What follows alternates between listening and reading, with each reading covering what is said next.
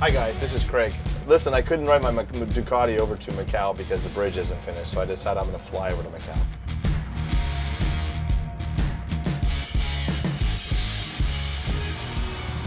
All right, I'm ready. I'm here with Captain Mike. Captain Mike's going to lead us today on our trip to Macau. How are you? Very well, thanks. You made yourself a captain. You can do that when you're in the hotel business. When you're ready for takeoff, release the park brake. I'll talk you through the takeoff. Okay, I'm releasing the park brake. Right hand on thrust. If you open them up to 40%, press the toga button, the black button.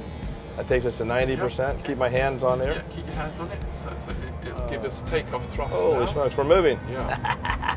With both hands on the control column. Keep pulling back up to 15 degrees, nose up.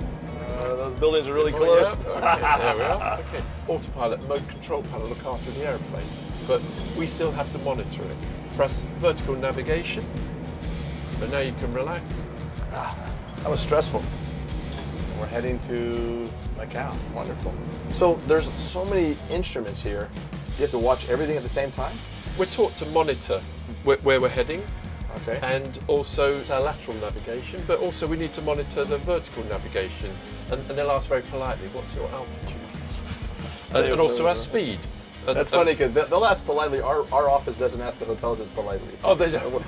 What is your average rate? What is your occupancy? But this Yeah. panel reminds me a lot. We have something called the balance scorecard. Yeah. And this panel reminds me of that. I mean, so that on this one here, on the far left, we're looking at airspeed. Far right tells us our altitude. Correct. And the bottom one is where we're going. It's our navigation, yeah, right? navigation, yeah. And so if any one of those was wrong, we would fail. Yeah, yeah. Well, that's pretty scary. So you have to watch all of them at the same time. Yeah, but it's also a motor skill that you learn. Well, it sounds like you can't do all of this by yourself, right? I mean, if I stop and think about it, I used to think that the pilot was up there doing everything by himself and the first officer just get to drink a Coke Zero.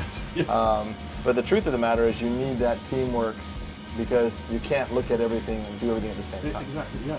So it's like a hotel. You may have a general manager who's in charge, but they still rely on information from the other people, and everybody needs to share the information to make sure that you continue to be successful.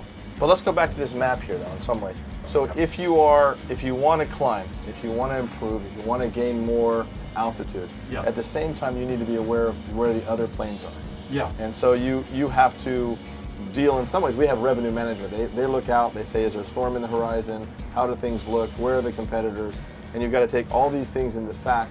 It's not just climbing for the sake of climbing, you've got to be aware of your outside environment. Is that correct? Exactly. Because we're approaching Macau, we need to start reducing speed. So let's reduce speed to 220 knots. And descend to 3,000 feet, so you can descend to 3,000 feet. You know, we have average rate and occupancy. You need to raise the two of them together and you lower the two of them together, and it really depends on, you got to make sure that they're balanced. Yes, yeah. Another balancing question.